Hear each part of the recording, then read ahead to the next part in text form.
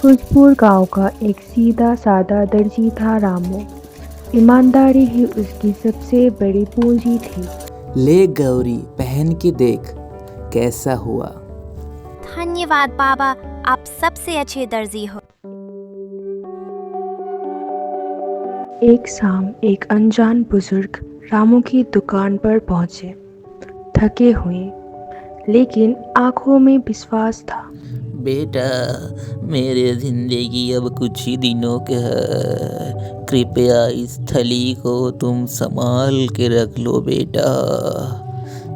बाबा, आप निश्चिंत रहे, आपकी अमानत मेरी जान से भी प्यारा है। रामू का बचपन का दोस्त बनवाड़ी अब उस थैली को लेकर लालच में डूब चुका था। जरूर कुछ कीमती चीज है उसमें। आखिर रामू को ये सब कुछ क्यों मिले?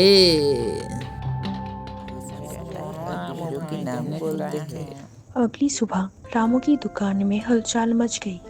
अरे थैली, थैली किधर गई? लगता है खुद ही रख लिया होगा। ईमानदारी का नाटक करता है। कसम खा के कहता हूँ, मैंने कुछ नहीं किया। पंचायत बैठी और रामू के ऊपर सवालों की बौछार शुरू हो गई। रामू, जब तक सच्चाई सामने ना आए तुम पर भरोसा करना मुश्किल है। अब आएगा ना असली मजा।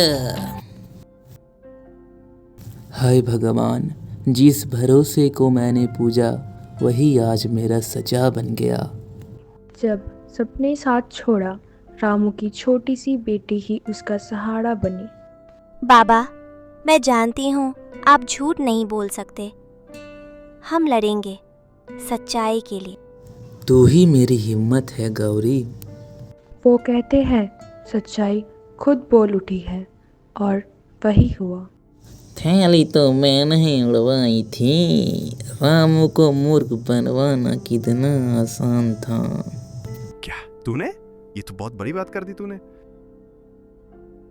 सच मिल गया।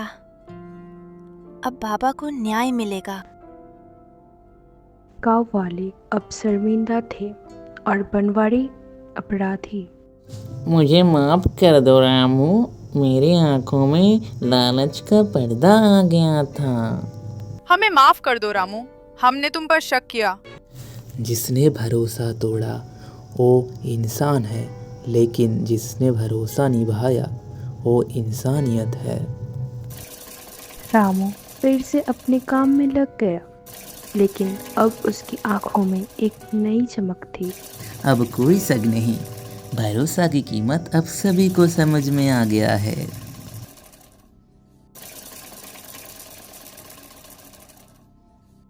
ओए, कुर्ता सिलवानी थी रामू भाई।